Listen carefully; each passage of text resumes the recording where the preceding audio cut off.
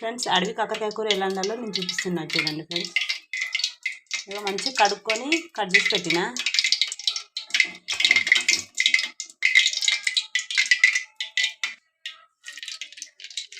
ఇక ఉల్లిపాయ పచ్చిమిర్చి కట్ చేసుకొని వేసుకున్నాను చూడండి ఫ్రెండ్స్.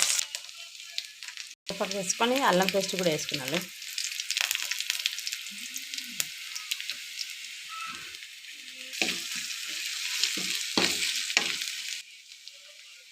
ఇప్పుడైతే కాకరకాయలు వేసుకున్నాను.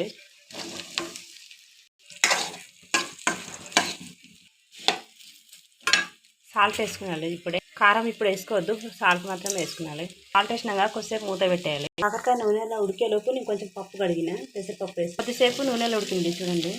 నూనెలో ఉడికింది కదా, ఇప్పుడైతే కారం వేసుకున్నాను. కావాల్సినంత కారం వేసుకున్నాను.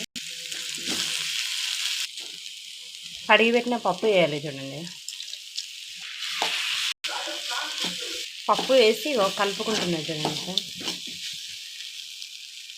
ఇప్పుడు వాటర్ వేసుకున్నాను.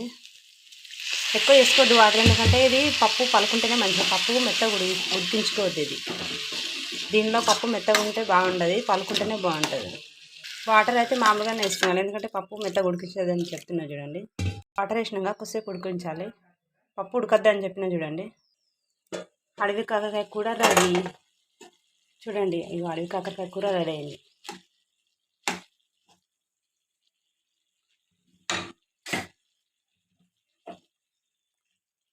అడవి కాకరకాయ కూరతో తినడానికి మా దగ్గర అయితే రొట్టె రెడీ, జొన్న రొట్టె.